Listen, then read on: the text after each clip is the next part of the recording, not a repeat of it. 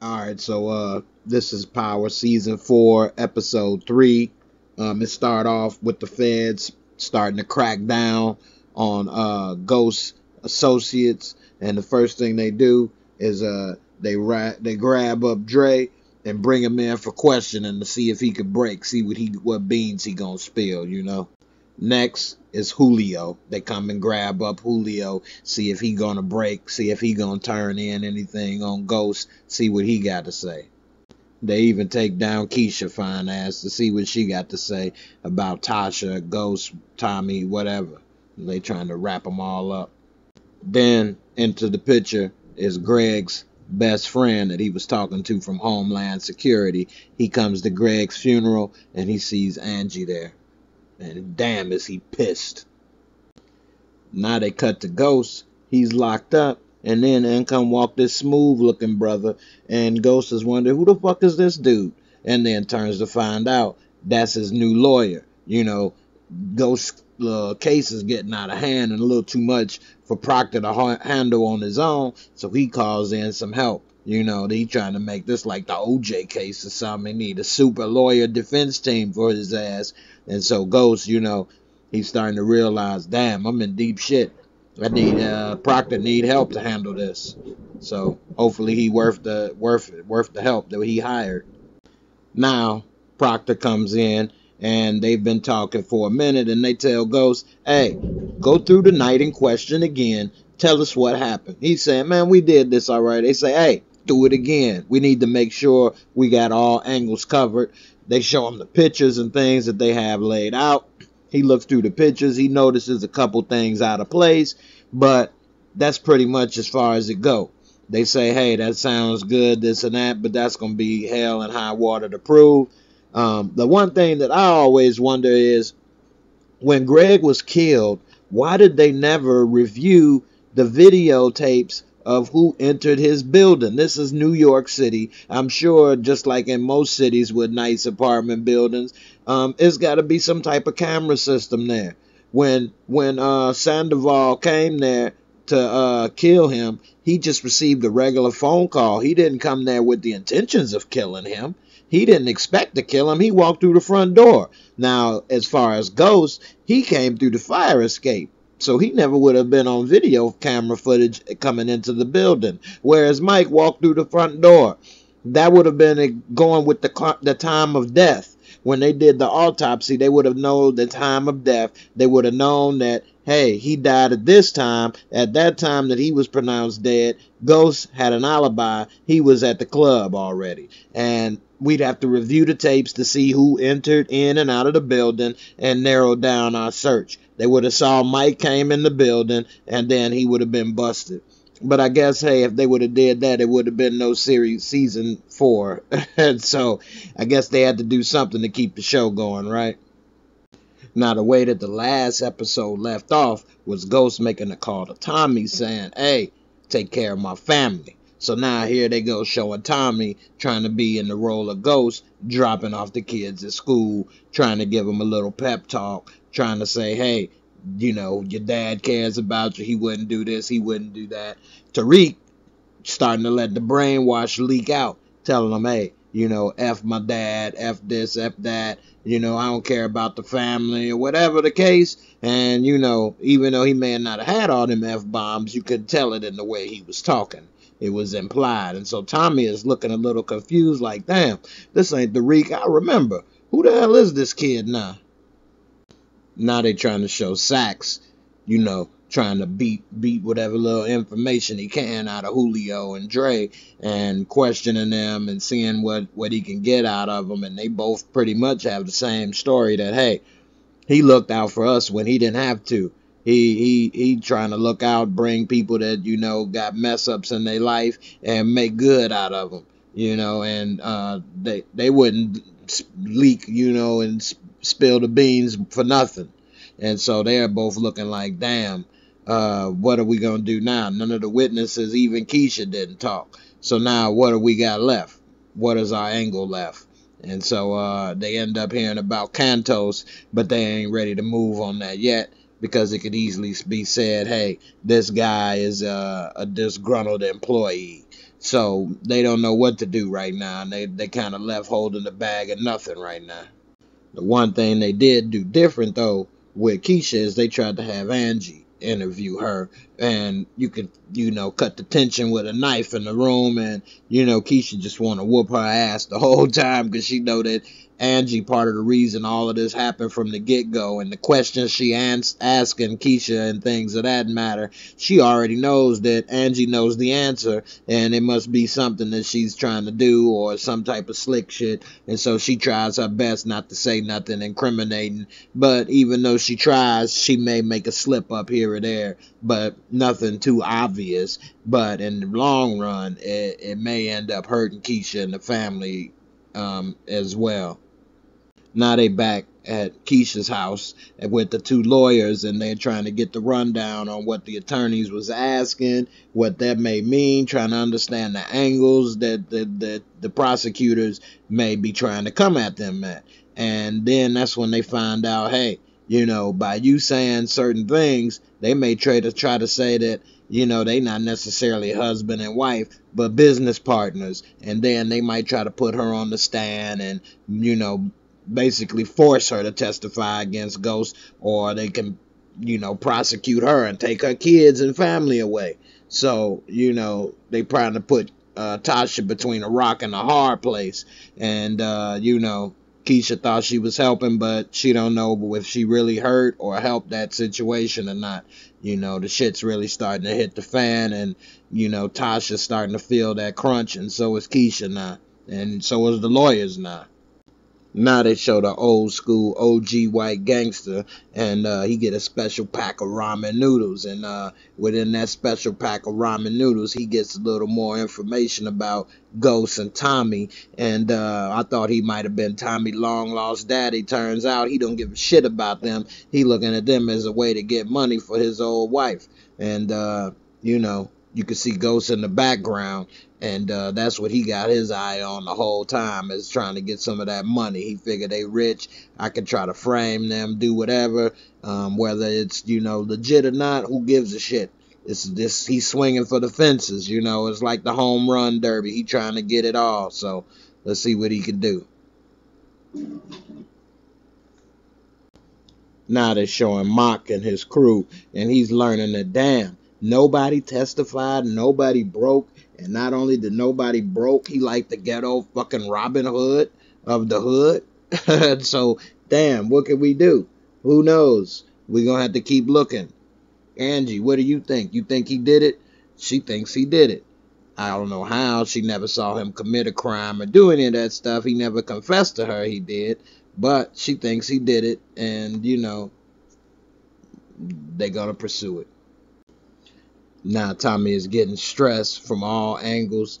He not used to being the main man. He not used to being the one making all the decisions, and it's starting to stress him out. He getting stressed from his new business partner, who's getting stressed from Chicago. He getting stressed from having to be the main decision maker. He don't have Ghost with him. It's starting to just stress Tommy out, and he ain't built for this, really. Now the heat is getting cranked up. Ghost's daughter is at school. She getting a little text from on a little pink little iPhone about her daddy and how he gonna get death penalty. She's stressed out, ready to cry. And then Tariq walks up, and, well, actually these bullies walk up and try to tease her. And then Tariq walks up and don't make any matters worse. And this little punk, he ought to be ashamed, as big as he is, trying to come and tease her. He actually get what he deserved from Tariq. Tariq, as you can see, he come and yoke his ass up, put the little evil eye in his motherfucking face. He had to close his eyes. He was so scared. He put the fear in his ass. That little boy, I don't think he gonna be teasing her no time soon, unless he know Tariq ain't in school, because Tariq kind of stared through his soul with that one. After that, Tariq, he handled it in his own way. He leave. He tell the office, I'm sick, I'm out. And she chased him outside the school saying, wait, let me talk to you. And she's stressed out. You know, she a little girl. She gonna cry about it. Tariq, he mad. He gonna go and, you know, do whatever. He looking at his little mentor, 50 Cent, for his help. And so she crying outside. Little does she know it's paparazzi everywhere taking pictures and this and that. And they couldn't wait to get this picture of her crying outside just to put a big headline around it and make it a big story. You know, the news cycle of today, they always looking for a news story, something new to sell, papers or email hits, emails or, you know, website clicks or whatever the case. And this case is just the same in New York. So, you know, she's stressing right now. She don't know how the shit's gonna hit the fan because of this. But it ain't her fault in the end. She didn't do nothing wrong. You know, she a kid and she's stressing. Now they got Ghost lawyers meeting with him again, trying to rediscuss the night in question and whether the pullover that he said happened with Greg did or did not actually happen. He's saying it did happen, and he's saying that the DNA was planted. And then, you know, the wheels start turning, and they starting to think, well, maybe if we find this night of this pullover, this proof, then maybe we can get the DNA evidence thrown out or something, because, hey, maybe he got DNA on his body because he pulled him over and, you know, was touching all on him. And maybe it's not DNA because it was a struggle, as the prosecution implies. Maybe it was DNA from other means. And so they, you know, they wheels is turning, trying to think of all angles to save Ghost's ass. Now they brought in Greg's friend for questioning, and he's talking to, you know, Mike, and he's talking to their legal team and Mock. And he's telling them his theory. He's telling them about the evidence he has and what Greg told him, and how, you know, Greg had you know, evidence thinking that Angie was the leak, and that you know, all these other different little angles and theories that they didn't think of. And they're saying, well, hey, man, we can't prove this or prove that, but what difference does it make? We want to get St. Patrick in jail. What difference does the story make? And he's saying it makes a big fucking difference. I don't want Greg to go down as a crooked cop. He wasn't a crooked cop. You need to go ahead and clear his name, say that he wasn't a crooked cop, and that, you know, give him his rights and his burial and all of that stuff that he deserves. And at the same time, you arrest the right people. You don't just, you know, throw him and his name in the mud. And even though you may get the right people or what have you, it still makes him look bad in the process. That's not the type of dude he was. That's not right. And they saying, well, we don't know if we can do all that. And he's saying, well, you know, fuck you. I can't help you. And he walks away. Now they show Tommy talking to Keisha about what's going on, about, you know, the feds, you know, pulling her in for questioning, and how she talked to the lawyers at Keisha house, and, you know, all the shit that's going on, and Tommy looking at that ass while he eating Chinese food, knowing damn well he want to eat some filet of fish in this motherfucker. But anyway, he trying to reassure her, hey, it's all good, don't stress about that, I got your back, and don't worry about Tasha, she ain't no snitch. And she thinking, well, if they try to put her between her kids and us, man, she gonna give us up. And she's saying, nah, Tasha ain't gonna do that. And, you know, the lawyers and Proctor, they ain't gonna make sure, they gonna make sure that they don't get Tasha in that situation. So stop stressing. We gonna be good. You gonna be good. Don't worry, baby. I got you. Now come on and sit on my lap. Now they show Tariq talking to his little mentor, 50 Cent, with a bowl of plastic fruit on the table. Damn, that shit is old school. I didn't even know they still had that made for people. Hey, who puts that on their damn table? That's so goddamn tacky. What is the point of that? But anyway, that's like so 70s and 80s. So Tariq, he getting his little advice from his big brother, you know, the Grand Wizard 50 Cent, a.k.a. Kanan, aka Slim, and he making him some more lean, getting him under the influence, about to shake him up a little batch of juice, get right juice. And he got this big plan, Kanan. He's so fucking smart, and he gonna get Tariq involved in this big plan. And wait till you see what this fucking plan is, man. It's just it's so crazy. I can see why Ghost didn't want to be under him and had to get him set up, because he a small-minded individual. He think he's so fucking smart, and it's always these people that think they so smart, but in the end they very small-minded, and it's hard for them to listen. They don't understand. And he think what his plan is and what he's trying to do is like going to get him to the top. And he's just a damn fool. Now Angie is confronted by Greg's boy, and Greg's boy looking at her like, you fucking bitch, you done got my boy killed. If it wasn't for you dumping him for St. Patrick and then getting twisted up and all this shit, and then making Greg want to go crazy to, try to, nab you both of you, he would still be alive today. And, Greg thought that she was the mole. And it wasn't until the night that he died, when he got the call from the federales, that he realized that it was Mike that's the mole, because Mike is the only one that could have lied about that information of the federales and from Mexico, and lied about sending them to the wrong place. Angie's the one that came up with the right location, and that's when he put two and two together. But like a fucking Boy Scout that he is, he just couldn't hold it back. He just had to tell Mike to his face that he knew. He just couldn't wait. If he would have just waited till he could tell everybody else, and the next day he could have actually had him. But he had to tell him when there was nobody else there, and, Mike executed him. But nevertheless, the last person he talked to was his boy, and he was telling his boy he was so sure it was Angie. And so his boy, that's the last thing he remembers, is Mike just, swore, Greg swore that it was Angie. And then the next thing you know, he's dead. So in his mind, it was Angie that was the mole, and Angie had St. Patrick kill him, to cover everything up. And so, he's confronting Angie with that and saying, hey, if you care so much about Greg, turn your punk ass in, go to jail, let St. Patrick get the needle, and let Greg get his name cleared. And she like, wait a minute, I ain't involved in all of that. I didn't do that. And just like she don't believe Ghost, he don't believe her. And so now she don't understand that that's how Ghost feels exactly, but she do kind of understand how he feels. Now they show Andre, and he got the girls, taking out the matches and putting in the pills in the matchbook, because he got that little bottle service, going where that if somebody order 2 bottles of such and such drink, that 1 bottle will disappear, and the other bottle that disappeared will be in its place, a pack of those pills.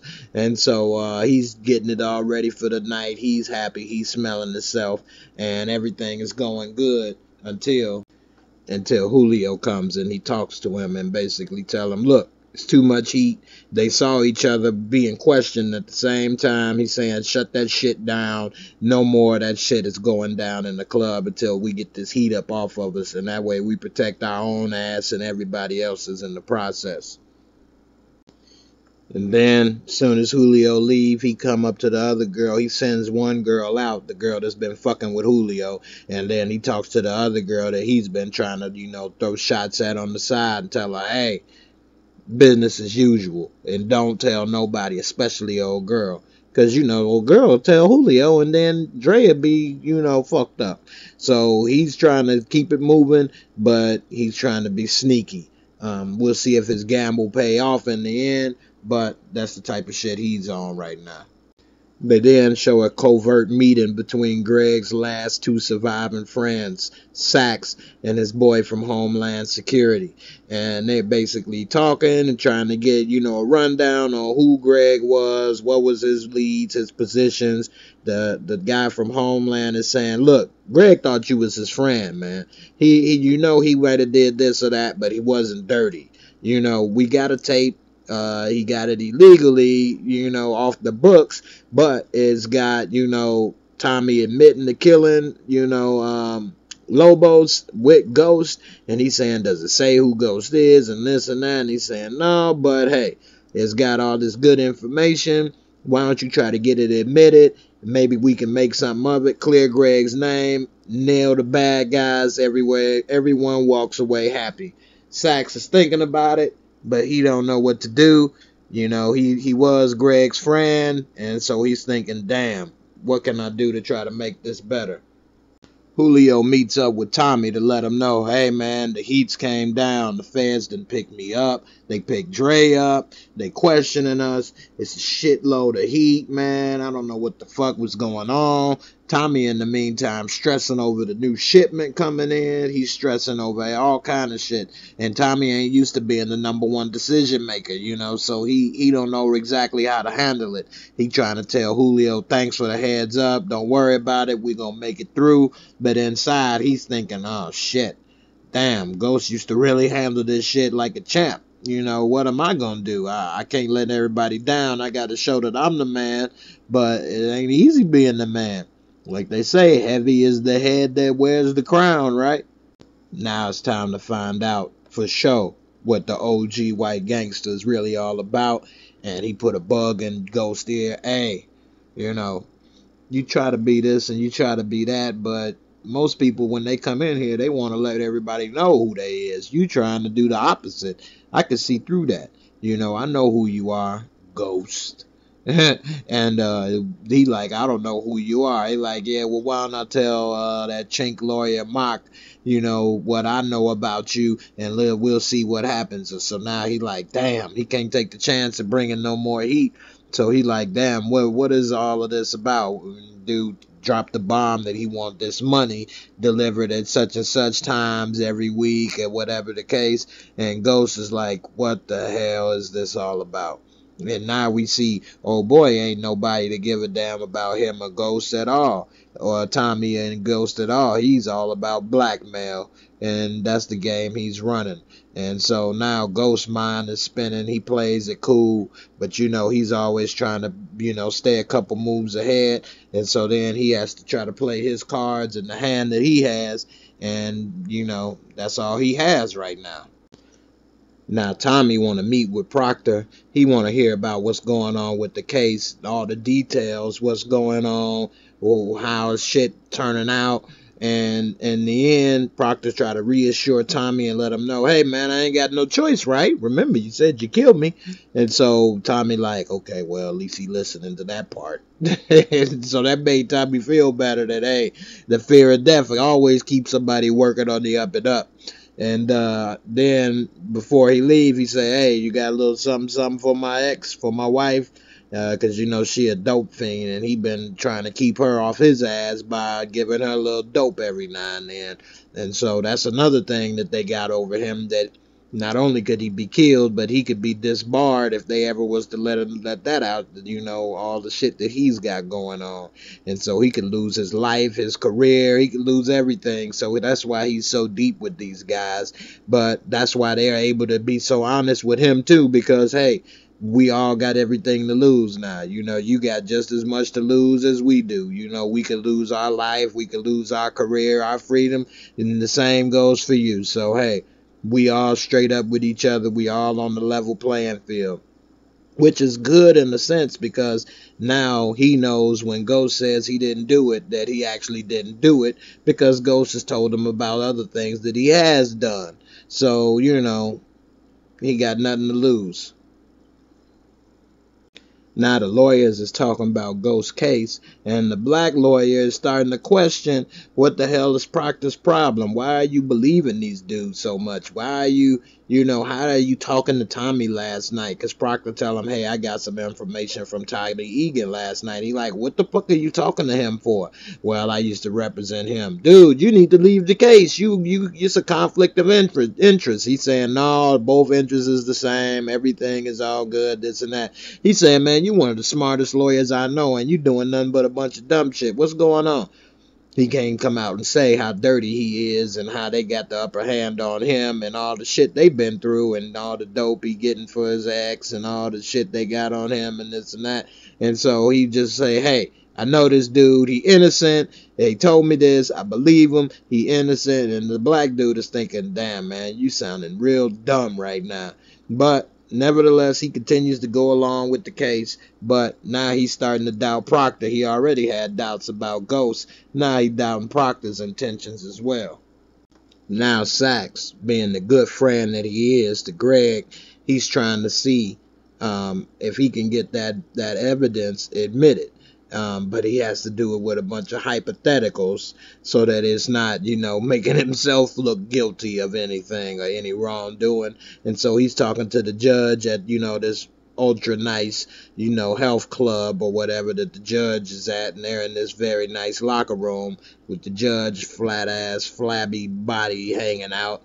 And he's trying to talk to him about getting some evidence, that's illegally obtained, legally admitted in court. And the judge, being the stand-up judge that he is, I give him credit, is saying hell no. And not only hell no, get the fuck out my face with this shit. You're gonna make me look stupid. I'm not gonna start railroading this dude with a bunch of bullshit evidence and illegally obtained things. And not only that, you guys are starting to look as suspicious and crooked as Proctor suggests.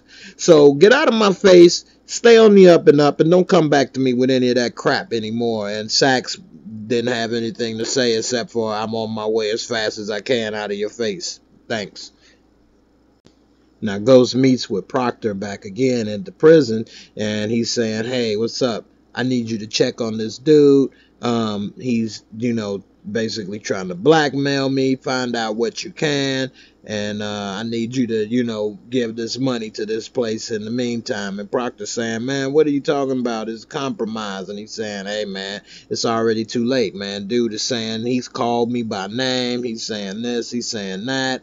What am I supposed to do? If he goes and talks to this lawyer or whatever, it's going to make me really look bad. So just go ahead, see what you can find out, do what you need to do for the meantime, and then we'll decide what the next move is after that.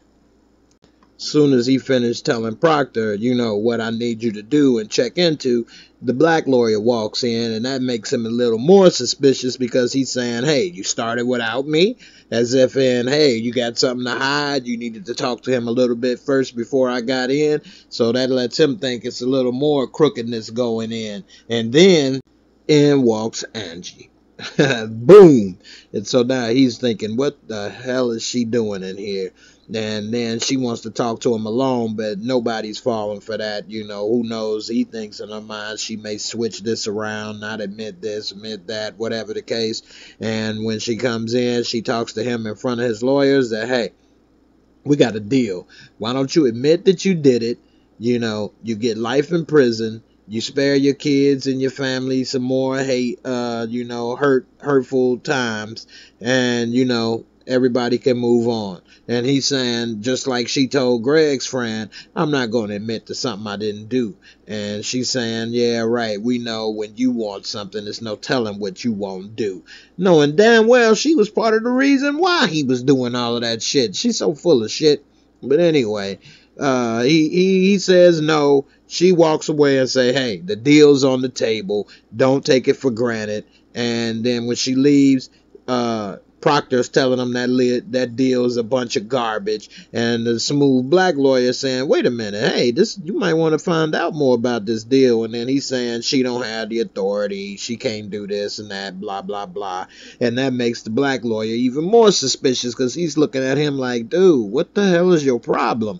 The shit that he's up against, that might be his only shot. Besides, he's guilty anyway. And so, what kind of defense attorney thinks you're guilty and still taking your money and representing you? I wouldn't want him as my defense attorney. I would rather want somebody that actually believe I'm not guilty, but I guess that's how the game goes.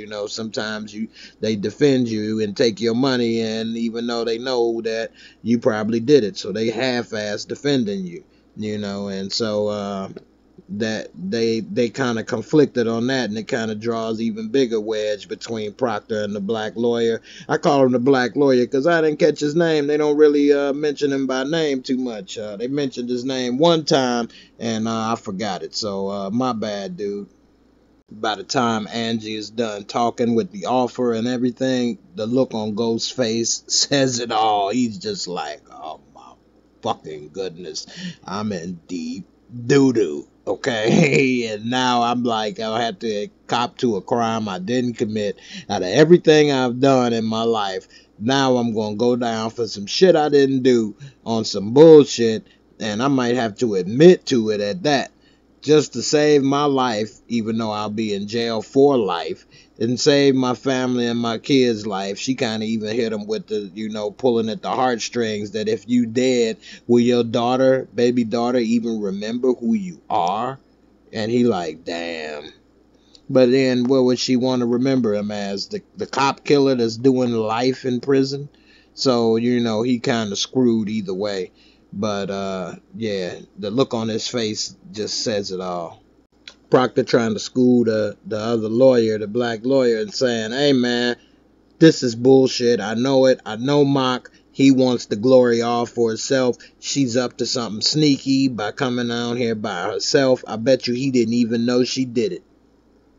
Then the black lawyer say, hey, man, if James is really your client, tell him to turn on Tommy, or you need to just leave the case. And so now he like, well, shit, I damn sure can't suggest that, because Tommy will kill me. And so he like, I ain't gonna never say that one shit. You try to have me killed, bro. Now they're showing Tommy planning a party. We don't know why he's planning a party or what it's all about yet, but he's planning a party, and of course he's trying to think like Ghost and have, different plans and schemes in place. And so he's got this big party coming, and he got, legit people coming in the front and, crooked in the back, and he got little plans for this and that, no money exchange, but, it's gambling and drinks and all kind of shit going on. And he got this party planned, and we'll see what the party is all about in a little bit. In walks Dre, and he trying to tell Tommy about getting knocked by the police or whatever, and getting questioned, and what's going on with Julio, and how he want him to stop selling dope at the club and everything, and how he's saying, hey, I know all this other shit going on, but man, I got the bottle service on lock. We could still do this shit. Tommy saying, hey, man, we gotta do it. I got too much heat coming from all angles. We need that club money.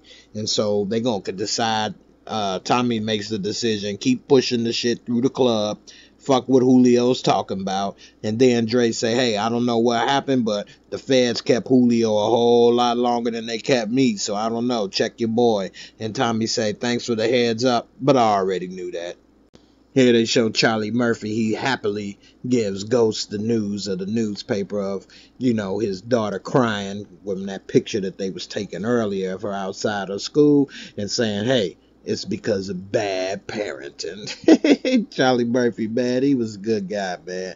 You can see how skinny the back of his neck is and everything. His 11s was up. So, people, they want to say this and that. It was Illuminati takedown or whatever on Charlie Murphy. But you could clearly see he was sick. He was a full bodied man. He was never a skinny dude like that. Then you can see his bone structure of his head, his neck, everything. So it's sad to see him, looking so frail and everything. But it is good to see him, one last time. But in the meantime, back to the story, Ghost, he looked, his face, he looked about as sick as Charlie Murphy looked once he looks at that paper and see his daughter all over the damn paper and shit, and crying and looking bad and shit, and he don't know what to do. And that just puts more pressure on him to possibly want to take that deal from Angie, just because he don't want his kids going through all of that and so much stress and heartache, and he wants to end it. So it's got his mind and his wheels spinning about what he should do. Now they cut to Tariq, and he's starting to get instructions on his phone about putting in place the plan, the grand plan of 50 Cent, a.k.a. Kanan. And now he's sitting there at his friend's little penthouse apartment playing video games, and now he's, getting the info about how to put the plan in place. And man, is he stupid. And the big plan is to be a fucking burglar. So he want to go to these high-end apartments and penthouses and steal shit. Like, it's going to be easy to sell all this expensive shit, Fabergé eggs and all this stuff that these people got. Like, he could just take it to a pawn shop, or like he could just sell it on eBay or some shit. What a dumbass. Plus, even though Tariq gave him the codes to get into the penthouse, it's going to be obvious that, the only person that could have gave it to him is Tariq. It's going to be obvious that all those elevators got cameras in them. And he's trying to come in with a damn shirt like he the maintenance man and the tool belt, Nigga, they see your ass. You done been to jail. You got a record. They gonna run your pictures. They gonna find you out. You got video when you came into the building. You had to walk past a doorman or some shit. I mean, this plan is just so fake. It's so stupid. He would never be able to get away with it. Even if he did get the damn doorman codes. You're not going into those people's house and steal all this shit and get away with it. And what you gonna sell this shit? Who you know in the hood buying Fabergé eggs? Nigga, what he gonna scramble the motherfuckers and make them sunny side up? This shit don't work. This is stupid.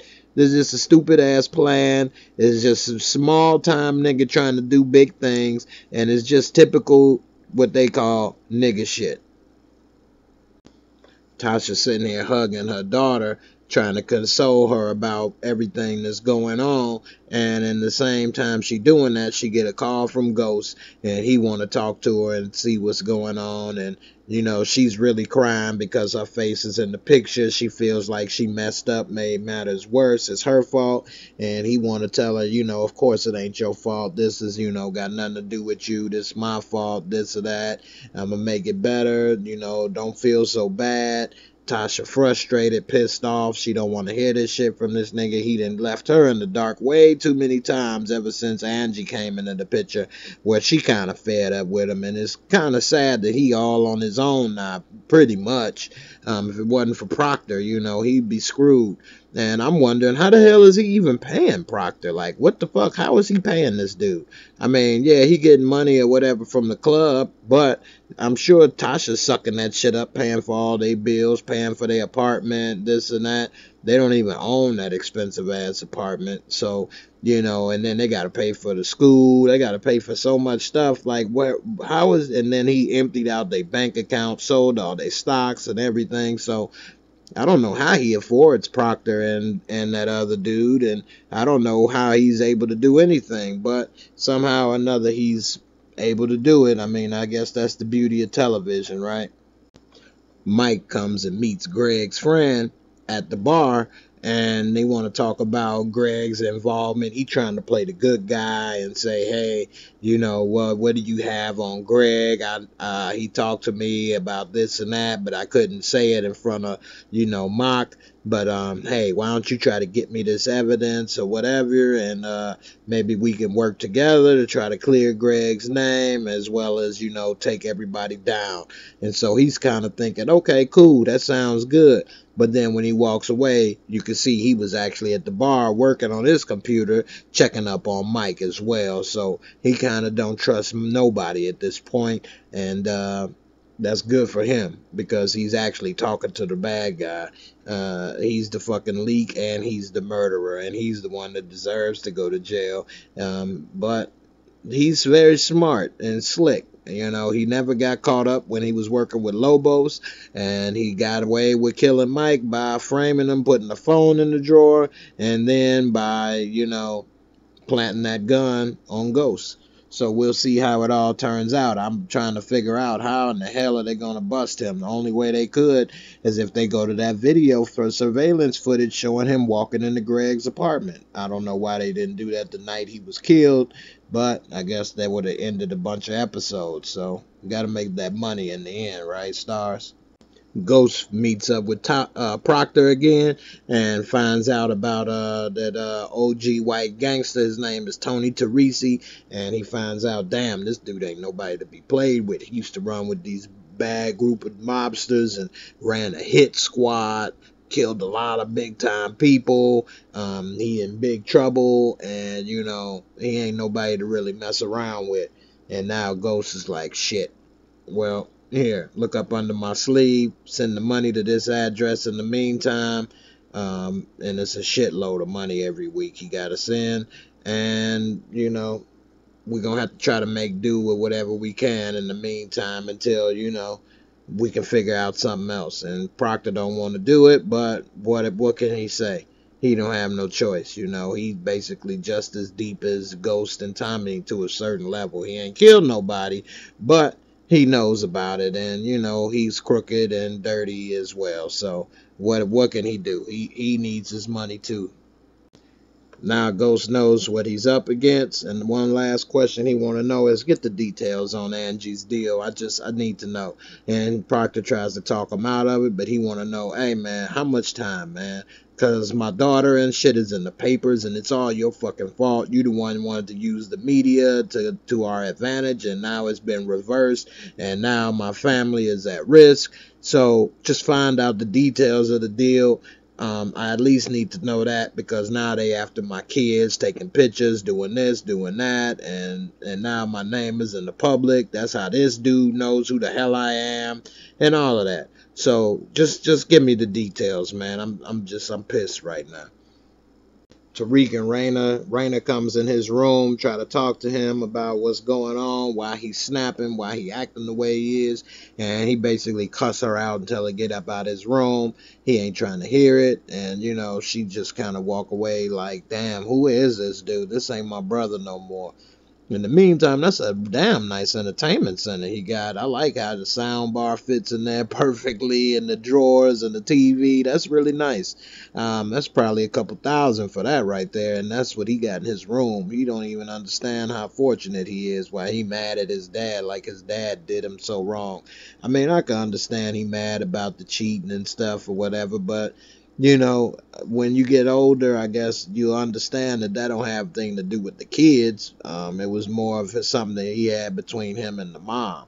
But as the kid, I guess he hurt that, hey, you did that to my mom. Like, damn, I guess that's how much you care about us, that you do that to my mom. So, a kid looks at it different, because they look at the mom and the dad differently than as a husband and wife would look at each other. But in the long run, he tripping. He's sitting in a couple $100 game chair. He got all type of things that he want. He's spoiled, but he's spoiled. So he don't realize how fortunate he has it, and that a nigga like 50 Cent ain't doing nothing but using him and jealous. He don't even know he had a gun to the back of his head. If he didn't say what he said, he'd already be dead. So he just a big dummy all the way around.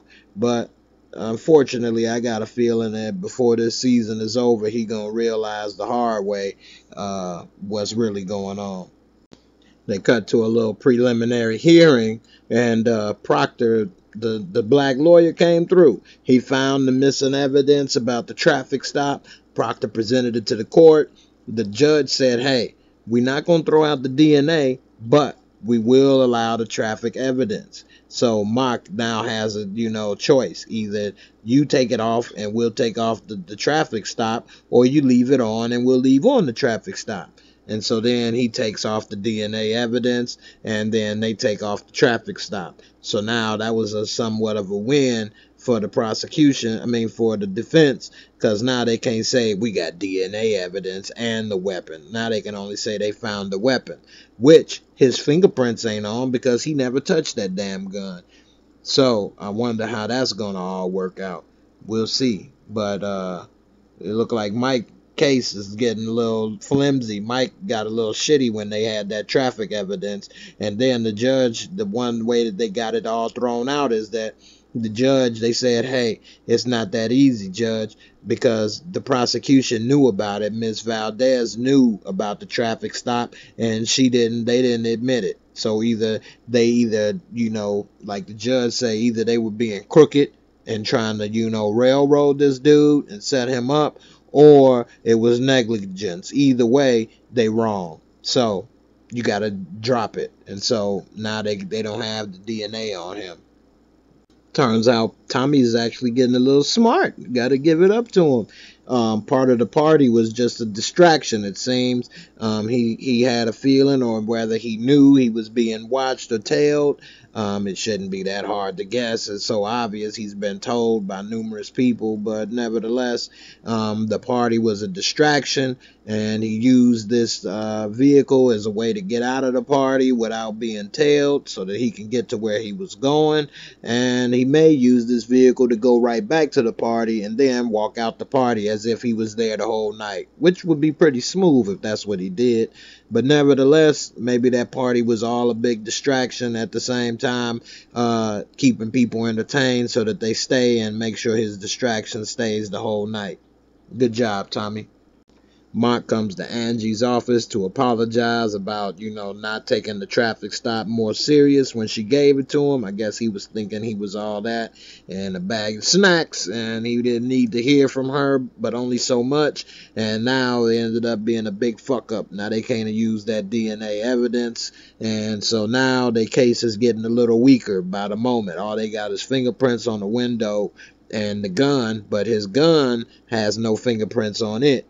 So if they reviewed the cameras at Truth on the night in question, they can see that Ghost never went into that area and put the gun there. See, they're not using all the surveillance video footage properly in these episodes, man. But I guess if they did, this, like I say, the episode would be over. They'd have to come up with more creative writing, and I guess it's already hard enough to write these type of shows, and they do a good job, so I give them credit on that.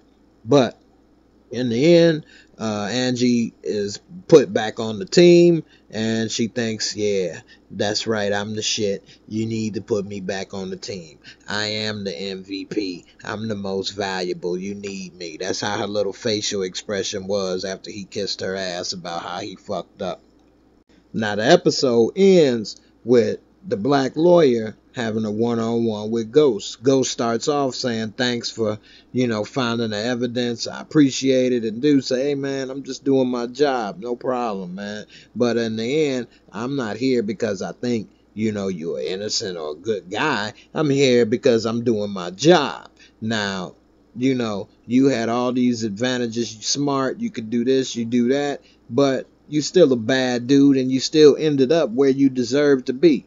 And Ghost is looking at him like, wait a minute, nigga, hold up. You really think you know me? Like, dude, you the one with all the advantages. Yeah, he do think Ghost had the advantages because he had money and different things. And dude, Ghost is like, dude, you had the advantages. You had a stable background, a nice home, 2 parents, a house full of books and, opportunities for good schools and shit. You the one with the advantage. Don't come at me with that. And stop coming at me like you know me so well and I'm so guilty, man. Don't do that, man. You don't do that, man. I ain't the one, man. And so Ghost kind of let a little his veil slip and kind of let dude know, hey man, fuck you, man. I ain't the one. You know what I'm saying? You think I'm guilty and I'm this and I'm that, but in the end, you really don't know me, man. You really don't know me, and so don't assume I'm just such a bad dude or I'm this or I'm that and I'm guilty and I belong here because you got me twisted. And dude is saying, yeah, whatever, dude. I know you. I done been around the block. I know who I'm talking to. And in the end, they both are right, actually. Ghost is a bad dude, but in life, it's not so simple. Just like I tell my son, it's not as simple as good or bad. It's a lot of shades of gray. Like they say, 50 Shades of Gray. That's a real title. It's a lot of shades of gray in life. And so Ghost is kind of in the middle. He's a good guy and does a lot of good, but on the other side, he does a whole lot of bad as well. He's a drug dealer. He has people killed, and he's killed people himself. But then on the other side, he loves his family. He takes care of his kids. He's helped out people like Dre, Julio, get out the street, and other people. Saved the Scarface chick life because Tommy wanted her killed and other things, But where is he really? What is he really? A good guy, a bad guy, somewhere in between? I mean, what is he? It's hard to tell. And this dude, he's right. Ghost is right about him. He did have advantages coming from a stable home, opportunities to go to the right schools, different things, and, a better chance of success in life. Whereas Ghost's father died young. While he was still young, he was kind of raised poor in the hood.